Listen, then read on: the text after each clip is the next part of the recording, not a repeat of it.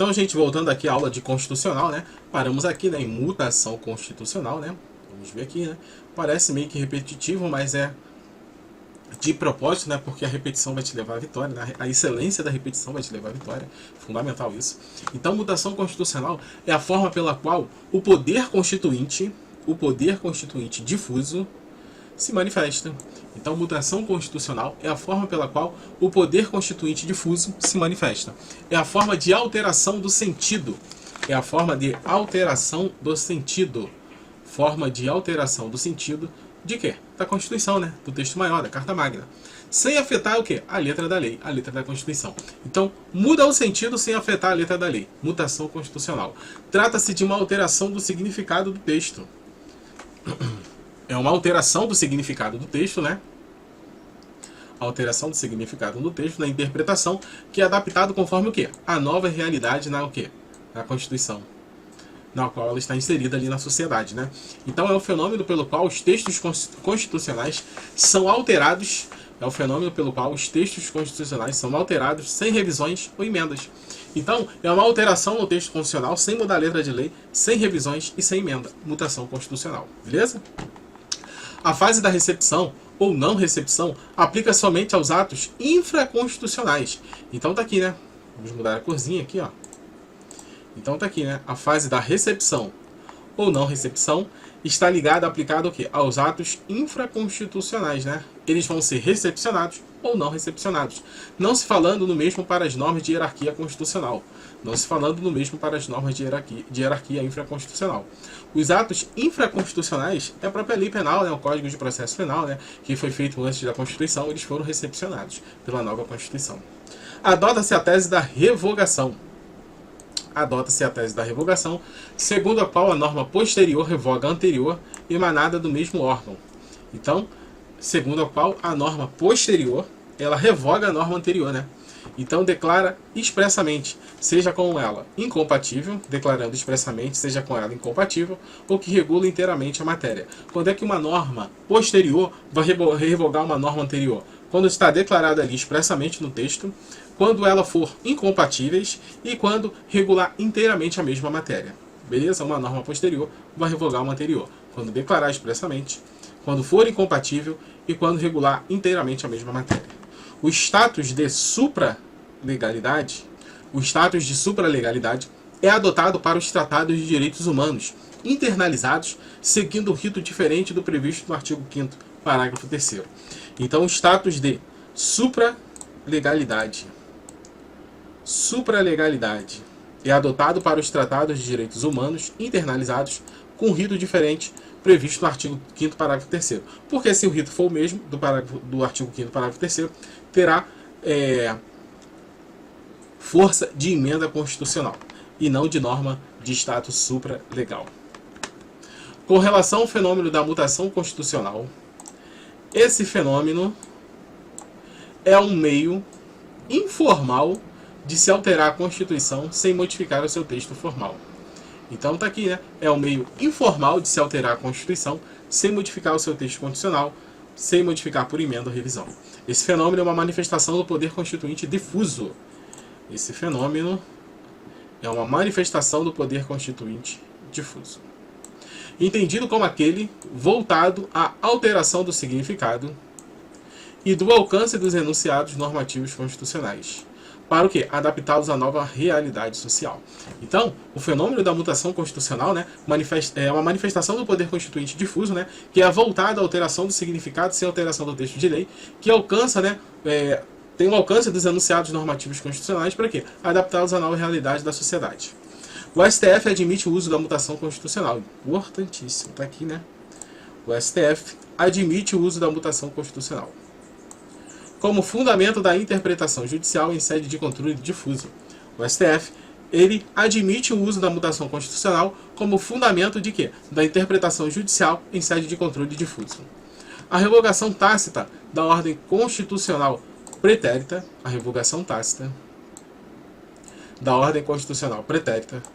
pela nova Constituição, então tá aqui, né? Revogação tácita da ordem constitucional pretérita passada pela nova Constituição se dará de forma completa e integral, lógico, ocasionando o quê? A perda de sua validade da Constituição anterior. A revogação tácita ocorre em razão de quê? Incompatibilidade entre duas normas, ou quando uma norma posterior regula inteiramente a matéria tratada por uma norma anterior, né? Então, vai ser a revogação tácita, quando houver incompatibilidade entre as duas normas e quando uma norma ela regular a mesma matéria inteiramente da norma anterior. Essa hipótese é denominada de revogação por normação geral. Revogação por normação geral. Então, a revogação tácita ela ocorre pela incompatibilidade entre duas normas ou quando a norma posterior ela regula inteiramente a mesma matéria da norma anterior. É uma revogação por normação geral. Decretos autônomos. O que são os decretos autônomos, né? Com a emenda constitucional número 32, introduziu-se no ordenamento pátrio, foi introduzido no ordenamento pátrio, na Carta Maior, o ato normativo conhecido como decreto autônomo. Então ele foi introduzido pela emenda constitucional número 32 na Constituição como decreto autônomo. É decreto que decorre diretamente da Constituição, possuindo o quê? Efeitos análogos à de uma lei ordinária. Então, é um decreto que decorre diretamente da Constituição, possuindo efeitos análogos ao de uma lei ordinária. Né? Tal espécie normativa limita-se às hipóteses de organização e funcionamento da administração federal. Então, o decreto autônomo, ele limita-se às hipóteses de organização e funcionamento da administração federal, quando não implicar aumento de despesas, nem criação ou extinção de órgãos públicos, extinção de funções ou cargos públicos, quando vago. Então, essa espécie normativa, o decreto autônomo, ela vai limitar-se às hipóteses de organização e funcionamento da administração federal. Então, ela vai limitar as hipóteses de organização e funcionamento da administração federal. O decreto autônomo vai ser usado o quê? Na organização e no funcionamento da administração federal. Então, quando não implicar aumento de despesas, poderá ser usado o decreto autônomo, se não implicar aumento de despesas, nem criação ou extinção de órgãos públicos, porque é feito por lei, e extinção de funções ou cargos públicos quando vagos, que também é feito por lei. O resto, decreto autônomo. Um decreto regulamentar não é autônomo. Como aqui, ó. Vamos botar aqui, ó. Um decreto regulamentar não é um decreto autônomo. Ele está regulando, né, alguma matéria. Então, não pode ser objeto de ADI. Portanto, não pode ser objeto de ADI. O decreto regulamentar, ele não é autônomo. Logo, ele não pode ser objeto de ADI. Se o decreto tiver caráter autônomo, ele pode ser objeto de ADI. Se o decreto tiver caráter de autônomo, ele pode ser objeto de uma ação declaratória de inconstitucionalidade. Um decreto que ofende diretamente a Constituição, ganhando caráter autônomo, pode ser objeto de ação direta de inconstitucionalidade. Então tá aqui, né? Um decreto que ofenda diretamente a Constituição, ganhando o quê? Tendo um caráter autônomo, ele pode ser objeto de ADI, que é a ação direta de inconstitucionalidade. Portanto, se um decreto não teve a finalidade de regulamentar uma lei, então tá aqui, né? O decreto, ele não teve a finalidade de regulamentar uma lei. Então, se ele não teve a finalidade de regulamentar uma lei, ele não é um decreto regulamentar. Ou seja, não há lei a ser regulamentada. Ele aparentemente pretende o quê? Tirar o seu fundamento de validade diretamente da Constituição. Esse decreto não tem caráter regulamentar. Se ele não tem caráter regulamentar, ele tem um caráter autônomo. Se o decreto tratar de assuntos para qual a Constituição exija lei, para a qual a Constituição exija lei, estará ofendendo diretamente as normas constitucionais e poderá, portanto, ser objeto de ação de quê? Direta de inconstitucionalidade. A supremacia da Constituição e a hierarquia das fontes normativas destacam-se entre os pressupostos do controle de constitucionalidade. Então tá aqui, né? A supremacia da Constituição, hierarquia das fontes normativas. Então, a supremacia da Constituição e a hierarquia das fontes normativas destacam-se entre os pressupostos de controle de constitucionalidade. O que destaca no pressuposto de controle de constitucionalidade? Supremacia da Constituição e hierarquia das fontes normativas. De acordo com o princípio da supremacia da Constituição e conforme a hierarquia das normas jurídicas, todas as normas que compõem o texto constitucional gozam de supremacia frente às leis infraconstitucionais. Então, de acordo com o princípio da supremacia da Constituição,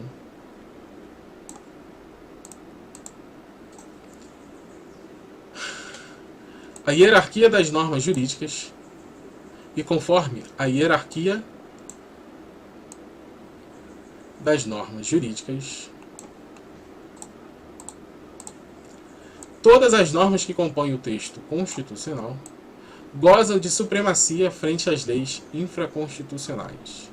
Então, todas as normas que compõem o texto constitucional são todos os artigos, né? Todas as normas que compõem o texto constitucional. O que compõe o texto constitucional? Todos os artigos ali na Constituição gozam de supremacia frente às leis infraconstitucionais, abaixo da Constituição. A concepção da Constituição como lei suprema do país implica a necessidade que todas as outras normas que são hierarquicamente inferiores sejam com ela compatíveis e estão, portanto, sujeitas ao controle de constitucionalidade. Então, ó, a concepção da Constituição como lei suprema do país implica a necessidade de que todas as outras normas são hierarquicamente inferiores, seja com elas compatíveis e estão, portanto, sujeitas ao controle de constitucionalidade. Então, a concepção da Constituição como lei suprema implica a necessidade de que todas as normas abaixo da Constituição, né, hierarquicamente inferiores, elas estão sujeitas ao controle de constitucionalidade, né, para não ofender a Constituição. Então, a mutação constitucional é considerada pela doutrina, né, como parte do poder constituinte difuso. Então tá aqui, né? Mutação constitucional é considerada pela doutrina como parte do poder constituinte difuso. As mutações, de acordo com Pedro Lenza, não seriam alterações físicas, palpáveis, materialmente perceptíveis, mas sim alterações no significado e no sentido interpretativo de um texto constitucional. Então, não seriam o quê? Alterações físicas, palpáveis, materialmente perceptíveis. Elas seriam o quê? Alterações no significado e no sentido interpretativo de um texto constitucional. Alterações no significado e no sentido interpretativo, as mutações constitucionais. E a transformação não está no texto em si. Está aqui, ó, a transformação não está no texto em si, mas na interpretação daquela regra enunciada. A transformação, ela não está no texto em si, mas na interpretação da regra enunciada. O texto permanece intacto, inalterado. Portanto, a mutação constitucional não é uma modalidade de controle de constitucionalidade. Portanto, a mutação constitucional não é uma modalidade de controle de constitucionalidade. Por quê?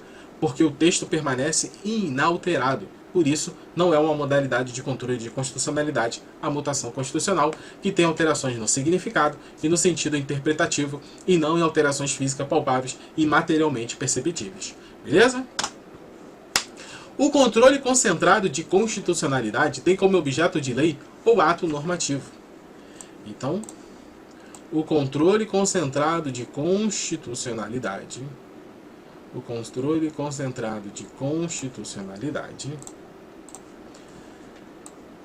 tem como objeto o quê? Lei ou ato normativo. Tem como objeto lei ou ato normativo. As leis são as espécies normativas previstas no artigo 59, né? As leis, espécies normativas previstas no artigo 59 da Constituição. Os atos normativos pode ser resoluções administrativas, a borracha, pode ser resoluções administrativas de tribunais, atos estatais de conteúdo meramente interrogatório, deliberações administrativas, enfim, atos que possuem caráter normativo.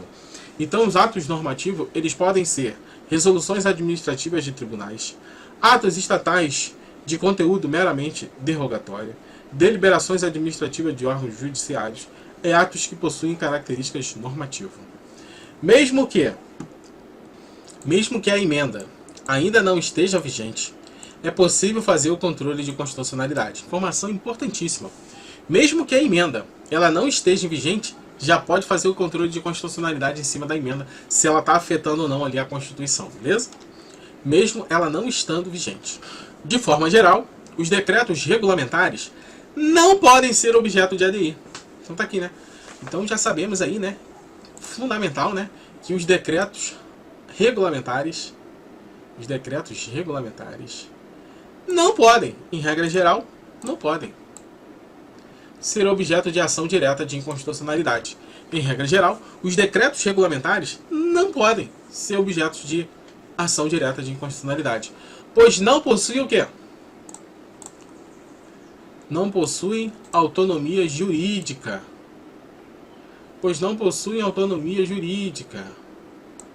Ensejando problemas de ilegalidade e não de inconstitucionalidade. Então, os decretos regulamentares não podem ser objetos de ação direta de inconstitucionalidade, pois não possuem autonomia jurídica, ensejando problemas de ilegalidade e não de inconstitucionalidade. Está aqui. Pois não possuem autonomia jurídica, ensejando problemas de quê? Problemas de ilegalidade. E não de inconstitucionalidade, mas sim de ilegalidade. É um ato ilegal, né? No entanto, o STF, excepcionalmente, conforme noticia Alexandre de Moraes, tem admitido a ação direta, o STF, excepcionalmente, tem admitido a ação direta de inconstitucionalidade, cujo objeto seja decreto, quando este, no todo ou em parte, manifestamente não regulamenta a lei. Então, o STF, excepcionalmente, tem admitido uma ação direta de inconstitucionalidade, cujo objeto seja um decreto, que este, no todo ou em parte, ele não manifesta o regulamento à lei. Ele não está manifestando o regulamento em lei. Se ele não está manifestando o regulamento à lei, apresentando-se assim como decreto autônomo. Por quê? Se ele não está apresentando ali, apresentando-se como decreto autônomo. Se ele não está regulamentando lei, ele está como decreto autônomo. Nessa hipótese, haverá a possibilidade de análise de compatibilidade diretamente com a Constituição, para verificar a observância do princípio da reserva legal. Portanto, não é qualquer decreto regulamentar que deve ser realizado pela via difusa.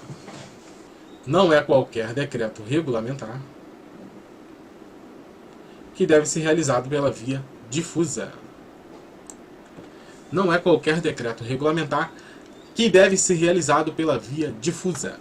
Segundo a doutrina majoritária, a mutação constitucional, também chamada de poder constituinte difuso, então tá aqui, né? Segundo a doutrina majoritária, a mutação constitucional, também chamada de poder constituinte difuso, consiste em quê?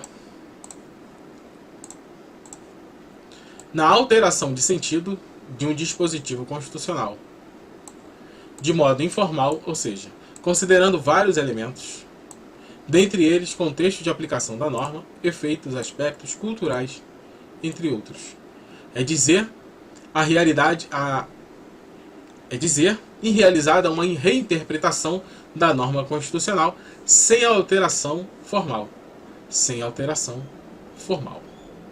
Conforme Pedro Lenza, mutação constitucional seria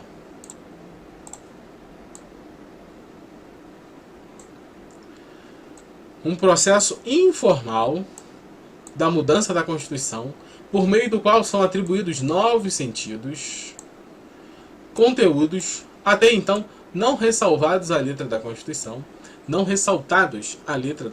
ou seja, sem modificação da letra da Constituição, quer através da interpretação em suas diversas modalidades e métodos, ou quer em intermédio da construção, bem como dos usos e dos costumes constitucionais. Então, mutação constitucional, segundo Pedro Lenza, é um processo informal da mudança da Constituição, né, com os novos sentidos e conteúdos, não ressaltados à letra da Constituição, sem modificação da letra da Constituição, quer através da interpretação em diversas modalidades e métodos, ou quer por intermédio de construção, bem como dos usos e dos costumes constitucionais. A título de exemplos, temos a mutação constitucional no artigo 52, inciso 10, que compete privativamente ao Senado Federal. Compete privativamente ao Senado Federal.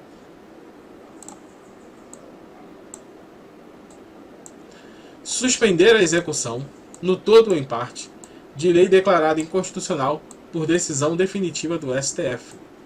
Então tá aqui, né? Compete privativamente ao Senado Federal suspender a execução, no todo ou em parte, de lei declarada inconstitucional por decisão definitiva do STF. Então, após o julgado, né, não precisa o quê? Mais o Senado suspender essa execução, né? Já que ela foi declarada inconstitucional, ela já suspende a execução dela já por automático. Com efeito, né, o citado inciso configurava o meio idôneo a dar eficácia o quê? Erga omnes para todos em sede de controle difuso, né? Que é aqui, ó, o artigo 52(10) da Constituição, né? Que compete privativamente ao Senado suspender a execução, no todo ou em parte, de lei declarada o quê? Inconstitucional por decisão definitiva do STF. Com efeito, o citado inciso configurava meio idôneo a dar eficácia erga omnes em sede de controle difuso. No entanto, após os julgados alhures, o STF, através de uma mutação constitucional, reinterpretou o artigo 52(10) da Constituição de modo que a função do Senado passaria a dar publicidade à decisão do STF, em sede de controle difuso de constitucionalidade, e que a decisão do Senado já teria feito erga omnes, independentemente da atuação do Senado. Ou seja, jogou o Senado para o lado. Entendeu? De nada importa o Senado, porque a decisão já foi tomada. Então o Senado só é para dar o quê? Só é para dar publicidade, mais nada. Há que se falar ainda que é indispensável a atribuição de limites a este fenômeno, já que não pode se conceber ao intérprete ser extremamente flexível em se tratando de uma Constituição rígida, a qual só permitiria alteração através de processo solene. Nesse sentido, menciona-se as denominadas cláusulas pétreas, né? As quais vedam expressamente proposituras de quê? De emendas tendentes a abolir os direitos elencados no artigo 6º, parágrafo 4º.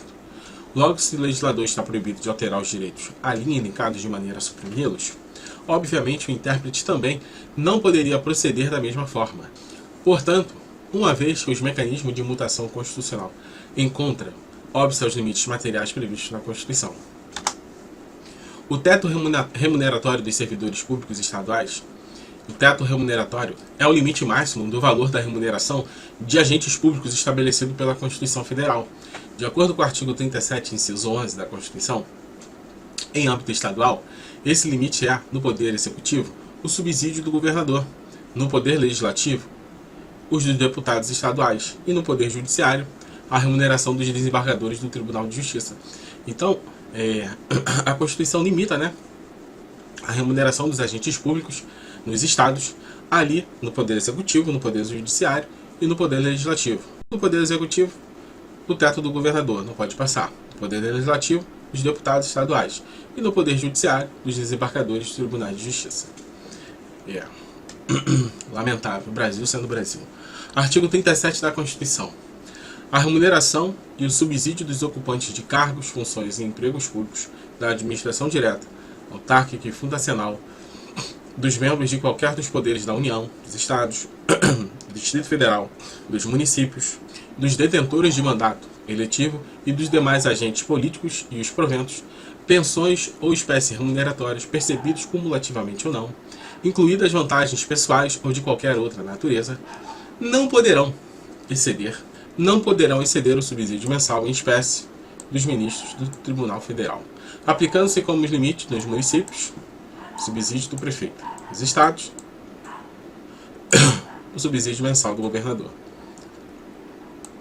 no Poder Executivo, subsídio dos deputados estaduais, no Poder Legislativo, dos desembargadores do Tribunal de Justiça,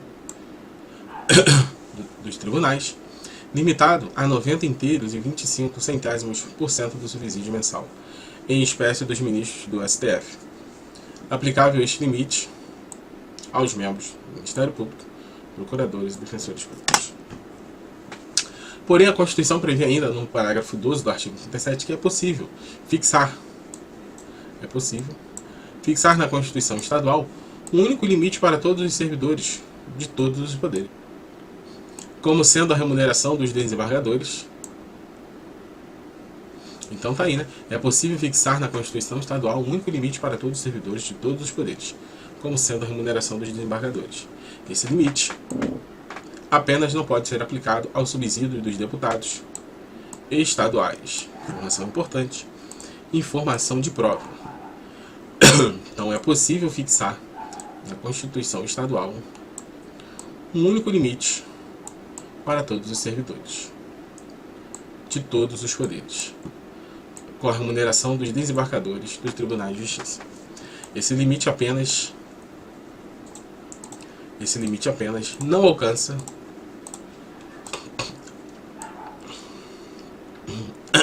não pode ser aplicado aos subsídios dos ladrões estaduais ou dos deputados estaduais. Para os fins do disposto do inciso 11 do caput deste artigo, fica facultado aos Estados e ao Distrito Federal fixar em seu âmbito, mediante emenda às respectivas Constituições e lei orgânica, como limite único, o subsídio mensal. Como limite único, fica facultado aos Estados e ao Distrito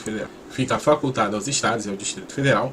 Em seu âmbito, mediante emenda às respectivas Constituições e lei orgânica, como limite único, o subsídio mensal dos desembargadores do respectivo Tribunal de Justiça, limitado a 90 inteiros e 25% do subsídio mensal dos ministros, não se aplicando aos subsídios dos deputados estaduais e dos vereadores. Dos deputados estaduais para os estados, distritais para o Distrito Federal. Então fica facultado aos estados e ao Distrito Federal, né, como limite único o subsídio mensal dos desembargadores, não se aplicando o disposto dos subsídios aos deputados estaduais, distritais e dos vereadores. Vemos, então, que é constitucional a reforma da Constituição do Estado Alfa. Uma questão, né? Já que a Constituição Federal, no seu artigo 37, parágrafo 12, expressamente autoriza que o subsídio dos desembargadores estaduais seja o limite único da remuneração em âmbito estadual, desde que esse não se aplique aos deputados estaduais. Certinho a questão. Sem previsão constitucional adequada e instituída por lei, não é legítima a cláusula de edital de concurso público que restringe a participação de candidato pelo simples fato de responder inquérito à ação penal. Então, sem previsão constitucional adequada e instituída por lei, não é legítima a cláusula de edital de concurso público que restringe a participação de candidato pelo simples fato de quê? De responder a inquérito policial e a ação penal. Um trânsito em julgado, está respondendo, então não tem restrição. Para quê? Para participar do certame. No julgamento, o STF sinalizou uma tendência de mutação constitucional quanto ao significado e o alcance do princípio da presunção de não culpabilidade. No acordo do RE 560, 900, está claro que trata-se de uma mudança de jurisprudência e que o novo entendimento do STF não se aplica a certames já realizados. Isto porque, de acordo com o entendimento anterior, o STF entendia que violava o princípio da presunção da inocência, a exclusão de certame público de candidato que respondia a inquérito policial e ação penal, sem o trânsito em julgado de sentença penal condenatória. Ao adotar o novo entendimento, está alterando a forma pela qual o princípio da presunção de inocência deve ser interpretado, no movimento conhecido por mutação constitucional, que permite que se mude a interpretação e que se faça de um dispositivo sem que haja qualquer alteração em seu texto, o que somente ocorreria por emenda constitucional. Vale lembrar que esse tipo de exigência é compatível com as peculiaridades do certame, que demanda conhecimento da jurisprudência atualizada das Cortes Superiores. O novo entendimento foi construído a partir da aplicação do princípio da razoabilidade que permitiu a composição dos bens jurídicos em conflito. O STF entendeu que é possível que a norma estadual crie requisitos mais rigorosos para determinados certames, e a exigência só será legítima se estiver de acordo com as particularidades do cargo. Assim, o erro da afirmativa está na sua generalidade. Em algumas situações, é possível que uma lei estadual que contenha previsões nesse sentido seja considerada constitucional. Por isso, seria uma exceção à regra geral adotada no RE 560/90. Como regra geral, a simples existência de inquéritos ou processos penais em curso não autoriza a eliminação de candidatos em concursos públicos, condenação por órgão colegiado definitivo e relação de incompatibilidade entre a natureza do crime em questões às atribuições do cargo concretamente pretendido, a ser demonstrado de forma motivada por decisão da autoridade competente. A lei pode instituir requisitos mais rigorosos para determinados cargos. Então, a lei pode instituir requisitos mais rigorosos para determinado caso, mas em regra geral não, Então, em razão da relevância das atribuições envolvidas. como é o caso, por exemplo, das carreiras de magistraturas, das funções essenciais da justiça e da segurança pública, sendo vedado, em qualquer caso, a valoração negativa de simples processos em andamento, salvo situações excepcionalíssimas e de indiscutível gravidade. A Constituição Federal é oriunda de procedimento de poder constituinte indireto. O poder constituinte pode ser direto ou indireto, mas a nossa Constituição é oriunda de um procedimento de poder constituinte indireto. O poder constituinte ele pode ser direto ou indireto. Direto é quando o povo, diretamente, sem qualquer intermediário, elabora, a Constituição. Então tá ali o povo, se reúne, vamos fazer uma Constituição melhor para o povo, tal. Forma direta. Poder constituinte sendo de forma direta. E o indireto é quando que os representantes do povo, ali eleito por eles, elabora a Constituição, Assim, a Constituição Federal de 88 é oriunda de um procedimento de poder constituinte indireto. Ela foi elaborada pelos representantes eleitos pelo povo. A Constituição Federal de 37 ficou conhecida como a Constituição Polaca. Ela foi outorgada e inspirada na Constituição da Polônia, por esta razão recebeu o nome de Polaca. Na data da promulgação da nova Constituição, as normas pré-constitucionais são tacitamente revogadas ou recepcionadas. Porém, ulteriormente, diante de um caso concreto, se houver controvérsia a respeito da revogação ou recepção de alguma norma pré-constitucional, caberá ao Poder Judiciário decidir sobre o caso. Enfatiza-se que a decisão do Poder Judiciário sobre a recepção ou revogação de determinada norma é meramente declaratória, retroativa à data de promulgação do novo texto constitucional, segundo Marcelo Alexandrino. Então, na data da promulgação da nova Constituição, as normas pré-constitucionais são tacitamente revogadas ou recepcionadas. Porém, ulteriormente, diante de um caso concreto, se houver controvérsia a respeito da revogação e se houver controvérsia a respeito da recepção de alguma norma pré-constitucional, caberá ao Poder Judiciário sobre o caso. Enfatiza que a decisão do Poder Judiciário sobre a recepção e a revogação de determinada norma é meramente o quê? Declaratória, retroativa à data de promulgação do novo texto constitucional. Poder constituinte originário vai ficar para a próxima aula, para não ficar muito grande. Para você que gostou, deixe seu like, se inscreva no canal e até a próxima aula, que vai ser a última aula para a gente poder fechar isso e entrar com os exercícios. Até a próxima aula.